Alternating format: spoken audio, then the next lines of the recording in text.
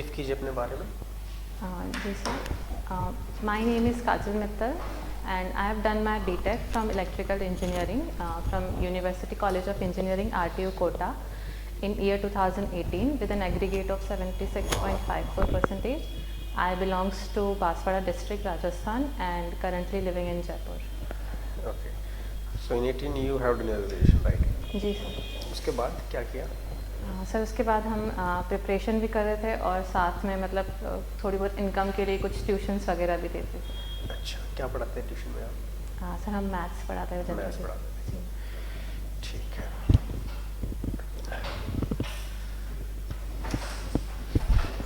आपने पीएचडी के बारे में कुछ पता है? क्या वर्क प्रोफाइल रहने वाली है आपकी?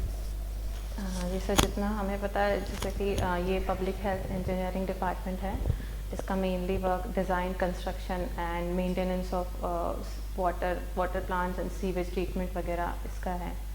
तो sir but you are electrical engineering, so sir mostly I think मुझे तो मतलब इन फील्ड वर्क ना करके अंदर जो भी पैनल्स वगैरह है उनको कंट्रोल करना होगा as much as I no.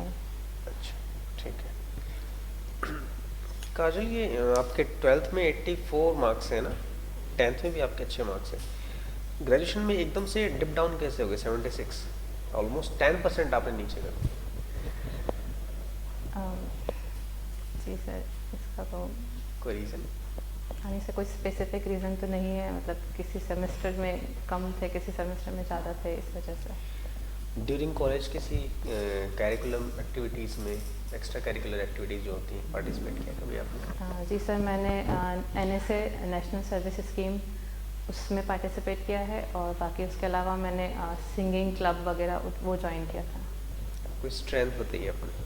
Sir मेरी स्ट्रेंथ है क्विक लर्निंग एबिलिटी एंड मैं किसी भी इन्वायरमेंट मतलब किसी भी तरह के माहौल में अपने आप को अडेप्ट कर लेती हूँ and I am a patient listener. अच्छा, आपने बोला कि आप क्विक लर्नर है ना? जी sir. Tell me any event जहाँ पे आपने कोई नई चीज़ बहुत क्विकली लर्न की हो। सर ऐसा इवेंट सर ऐसा कॉलेज में एक इवेंट हुआ था जिसमें जैसे एज अ मतलब मेरी सीनियर को मेरी ज़रूरत थी किसी मतलब किसी सेमिनार समथिंग, उनको किसी चीज़ के लिए मेरी ज़रूरत थी बट वो एबिलिटी मुझे आती नहीं थी, तो मैंने उसी टाइम लाइक 2 दिन में ही वो सीखा था कि कैसे मुझे करना है, तो किसी और सीनियर से, तो फिर मैंने वो इम्प्लीमेंट किया था। ठीक है, thank you so much.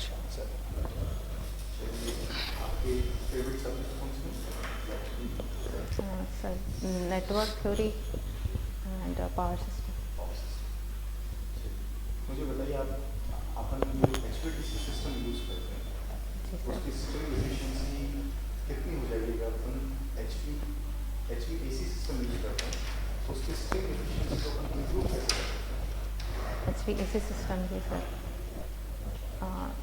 HVAC system की स्ट्रिंग एफिशिएंसी इंप्रूव करने के लिए हमें ये चाहिए कि हर डिस्क पे जो है वो मतलब ऑलमोस्ट सेम वोल्टेज आ जाए, जिसकी वजह से इंप्रूव हो जाएगी। वही कैसे वो भी नहीं है, प्रैक्टिकली नहीं होता इसी वजह से। हम तो लगाते हैं 11 kV डिस्क लगाते हैं सारे, पर सस्पेंशन टाइप ओपन इंसुलेटर में नहीं आ पाता है। जी सर। हम कैसे उसको यूनिफॉर्म कर सकते हैं? क्या प्रोसेस यूज़ की जाती है? सर उसके लिए वो हम साइड वाले वो कैपेसिटर्स लगाते हैं CX और CY, उसकी वजह से जो वोल्टेजेस होते हैं वो ऑलमोस्ट सेम हो जाते हैं। K टाइम्स ऑफ जो नॉर्मल कैपेसिटर डिस्क की जो कैपेसिटेंस होती है उसकी K टाइम्स जो होती है वो हम कैपेसिटेंस CX और CY। क्या होती है? जी सर, मतलब डिस्क सॉरी सर जो डिस्क के बीच में जो लाइन होती है उसके बीच में जो कैपेसिटेंस होती है उसके अकॉर्डिंग। ये सारी डिस्क तो इंसुलेटिंग है, फिर वहाँ पे कैपेसिटेंस कैसे क्रिएट होता है? कुछ बताते हैं कैसे? डिस्क कैपेसिटेंस तो बोल देते हैं, बट वो कैसे क्रिएट होता है? What is capacitance basically? Sir capacitance is a property of a capacitor जिसमें एनर्जी स्टोर होती है in the form of electric field. वहाँ पे तो इंसुलेटिंग मीडियम, डाइलेक्ट्रिक मीडियम वो स्टोर करता है, तो वहाँ कैपेसिटर डिस्क का जो बनता है उसमें आपने कहा 11 kV होता है जो यूनिफॉर्म नहीं हो पाता। जी सर। और साइड में आप कह रहे हैं कैपेसिटर लगा दें तो उससे उसको बैलेंस कर दें। अगर मैं चलो सिस्टम की चेंज कर दूँ, अगर मैं उस HVAC को मैं रिप्लेस कर देता हूँ HVAC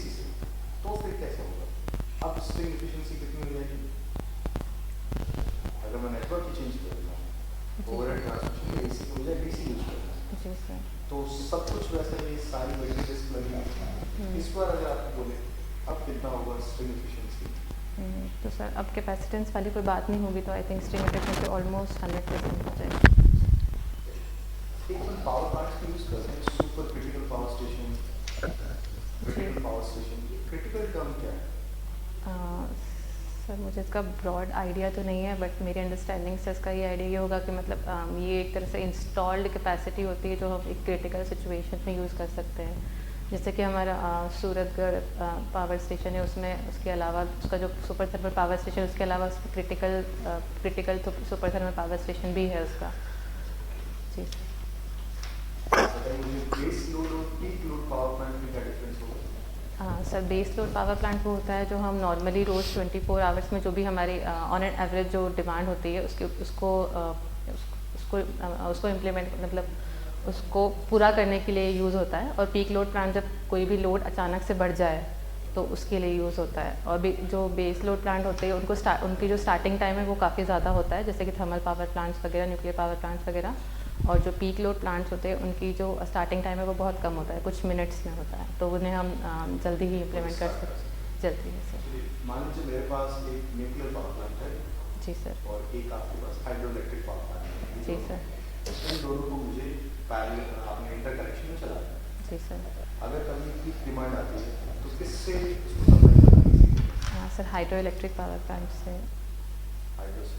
जी सर। हाइड्रो में भी सर हाइड्रो भी मतलब बेस लोड के भी होते हैं और पीक लोड वाले भी होते हैं।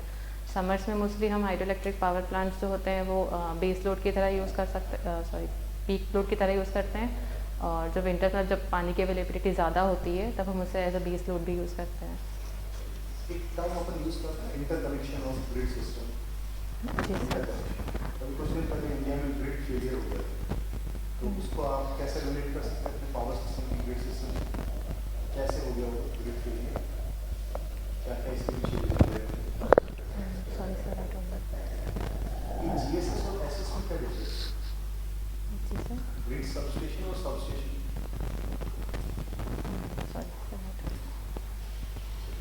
आप मुझे बताइए केबल जब अपन यूज करते हैं तो उसमें अंडरग्राउंड केबल अपन यूज करते हैं उसके लिए टर्म होता है एचटी केबल। इसका हाई। वर्किंग वोल्टेज क्या होता है? सर हाई टेंशन केबल का sir 33 kilo volt by root 3 something. Short में सर। अगर मैं इसी को ओवरहेड भी पूछूं एचटी लाइन जी तो सर, ट्रांसमिशन के लिए सर। एचटी ट्रांसमिशन है। जी सर, ओवरहेड के लिए हम अप टू 765 किलो वोल्ट तक जा सकते हैं। हाई टेंशन ट्रांसमिशन लाइन का working sir I am not sure. Machine में दो टर्म अपन यूज करते हैं ट्रांसफार्मर की कंस्ट्रक्शन में core type and shell type. जी सर। तो हेवी ट्रांसफार्मर इनमें से कौन सा हाई वोल्टेज एप्लीकेशन की स्पेसिफिक होगा?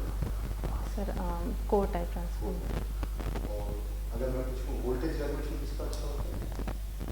सर वोल्टेज रेगुलेशन भी कोर टाइप का ही होता है। यस सर भूल गए सर। डिफाइन कर सकते हैं। हाँ जी सर, नो लोड पे जो वोल्टेज होता है उसका that is an sir mathematically क्या मैं डिस्क्राइब कर सकते हैं? हाँ बता दीजिए। हाँ सर, वो voltage at no load minus voltage of full load divided by voltage of full load, ये होता है वोल्टेज हमेशा regulation. Divided by full load ही होगा हाँ जी सर। और कोई कंडीशन नहीं जी सर। रेटेड लोड होता है जी sir. Divided by full load ही होगा हमेशा जी सर, फुल लोड ही होता है। इन ट्रांसफार्मर और एनी मशीन। जी सर, एनी मशीन में यही फॉर्मूला होता है। जी। चलिए What is the limitation of Kirchhoff law? Kirchhoff's law sir ये नॉन लीनियर नेटवर्क्स पे और यूनिडायरेक्शनल नेटवर्क्स पे यूज़ नहीं होते sir. I don't know. Okay, resistor बनाने के लिए कौन सा मटेरियल यूज करते हैं? सर रजिस्टर बनाने के लिए सर मोस्टली मैंगनीन वगैरह मटेरियल यूज़ कर सकते हैं। ओके, अंडर डैम सिस्टम में डैम्पिंग रेशियो जीटा का वैल्यू क्या होता है?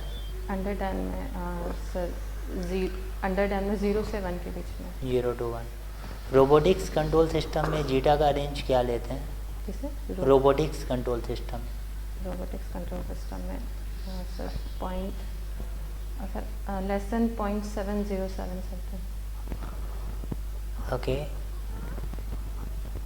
गैलियम आर्सेनाइड का बैरियर पोटेंशियल कितना होता है? गैलियम आर्सेनाइड का बैरियर पोटेंशियल सर मुझे याद नहीं आ रहा सर। ओके। बीजेटी का क्या एडवांटेज है ओवर द एफईटी?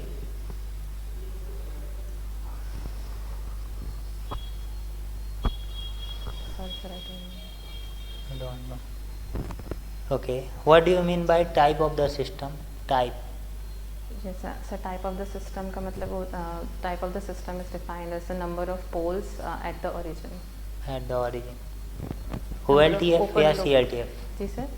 हाँ, open loop transfer. Number of open loop poles at the origin. Order जो डिफाइंड है वो OLTF के लिए या CLTF के लिए? जी सर क्लोज लूप सिस्टम के लिए। नाइक्वेस्ट प्लॉट का क्या एडवांटेज है over the Bode plot? Nyquist plot का क्या एडवांटेज है? Sir I don't know. You don't know. Okay, Nyquist plot में कितने प्लॉट होते हैं? मतलब सिंगल प्लॉट होते हैं या डबल प्लॉट होते हैं? सर नाइक्वेस्ट प्लॉट में एक ही प्लॉट होता है सर। एक तो मैग्नीट्यूड वाला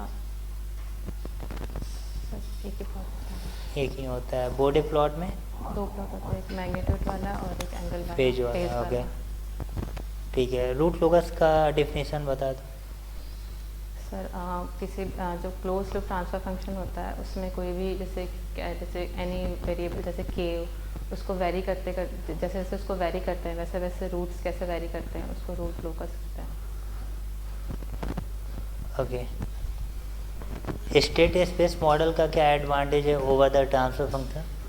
सर स्टेट स्पेस मॉडल में हम मल्टीपल इनपुट और multiple output multiple inputs use कर सकते हैं, जिससे हमें एक साथ बहुत सारे इनपुट्स दे सकते हैं, बहुत सारे आउटपुट्स आ सकते हैं। और सर इसमें हम ऑब्जर्वेबिलिटी एंड कंट्रोलेबिलिटी भी चेक कर सकते हैं। Okay okay okay. तो काजल आपका इंटरव्यू खत्म होता है, हम कंक्लूड करते हैं आपका इंटरव्यू को, ठीक है। सो देखिए HR वाइज तो मुझे थोड़ा लगा कि आप you are taking this interview as a viva, जैसे कॉलेज में देते हैं ना वाइवा, तो उस टाइप से मुझे थोड़ा सा लगा, थोड़ा सा प्रोफेशनली, जैसे because this is personal interview right, तो काइंड ऑफ प्रोफेशनलिज्म थोड़ा सा मुझे मिसिंग लगा आपका। While you giving the answer आप थोड़ा सा अटकते हैं, और टेक्निकल क्वेश्चन में अटकना इज़ अ डिफरेंट थिंग, कोई बात नहीं, आप अटक सकते हैं, हो सकता है कोई कॉन्सेप्ट मिस हो जाए दिमाग से, but when you are telling about yourself, उसमें अटकना थोड़ा सा लगता है कि आप क्यों अटक रहे हैं, ठीक है।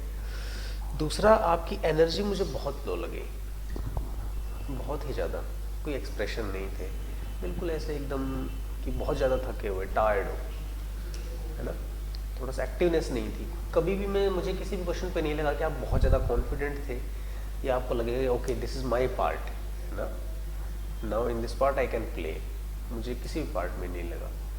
अब बिल्कुल कॉन्स्टेंट थे, लो एनर्जी के साथ में, क्योंकि आपको ध्यान देना है थोड़ा सा, ठीक है।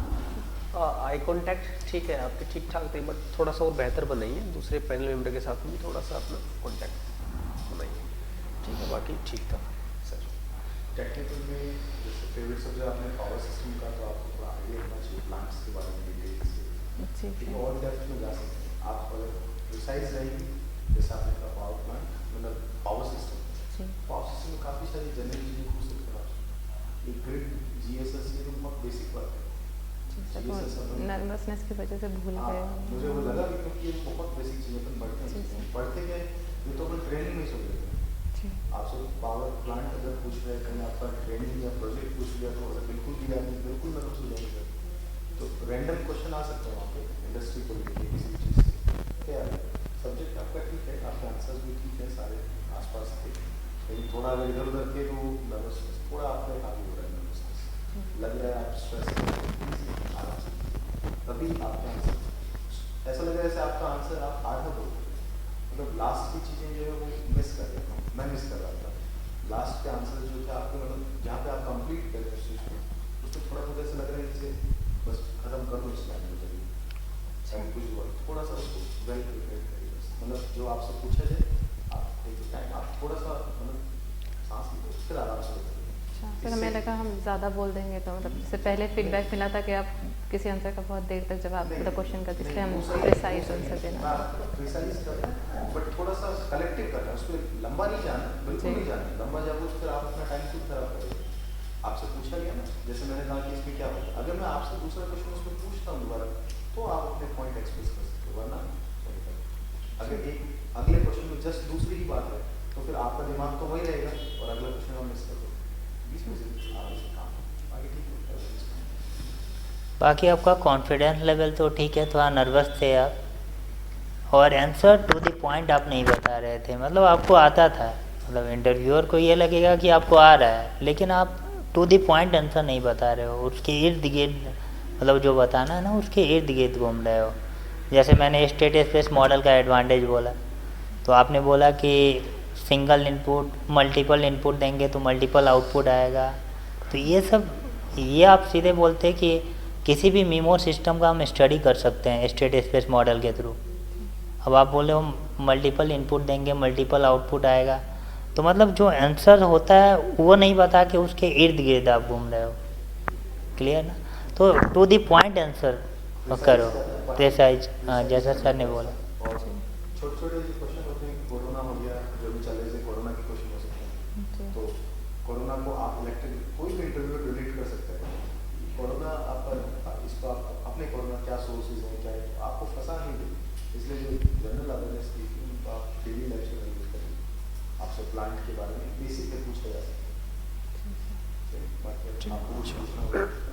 हाँ नहीं सर, नर्वसनेस को टैकल करने के लिए क्या प्रैक्टिस, बोलने की प्रैक्टिस, फैमिली से बात कीजिए, भाई से बात कीजिए, सिबलिंग से बात कीजिए। मेरे अपने फादर से भी आपसे कुछ क्वेश्चंस आप प्रिपेयर करो, आप उनको अपने सेल्फ इंट्रोडक्शन पार्ट है या फिर कुछ भी अपने रैंडम क्वेश्चन आपको लगता है जो पूछे जा सकते हैं, आप आगे सामने उनको बिठाइए, उनसे बात करेंगे, वो कॉन्फिडेंस फट आते पर आंसर थोड़ी कलिस्टे होंगे और लाउडनेस भी आएगा थोड़ा सा बात। वही ब्रीद इन ब्रीद आउट करके आप इंटरव्यू में आओ, और हाथ का मूवमेंट जितना ज़्यादा होगा उतना नर्वसनेस ज़्यादा होगा। हाथ को मतलब थोड़ा सा फिक्स रखो, आपका हाथ हमेशा वो मूव कर रहा था, ठीक है, पेन के कैप के साथ वो मूव कर रहा था, वो जितना मतलब दोनों हाथ एक दूसरे के साथ ऐसे टाइट होगा ना उतना ज़्यादा आप कॉन्फिडेंस फील करेंगे। तो कॉन्फिडेंट आपको मतलब हो के आना है। गेट से पहले जब इंटरव्यू रूम में जाएं 5 मिनट सोचें कि मैंने एग्ज़ाम क्वालिफाई किया, मैंने इतना कुछ किया है, नॉलेज है मुझे पता है, हर चीज़ पता है, मैं बता पाऊँगी। तो ऐसा सोच के आओगे, थोड़ा सा सांसें ब्रीद इन ब्रीद आउट ये सब करोगे तो फिर थोड़ा सा नर्वसनेस कम होगा। बाकी सब ठीक है। Thank you so much. Best of luck. If you really like the video, please hit the like button, share the video, subscribe to our YouTube channel and press the bell icon for the latest updates. Thank you.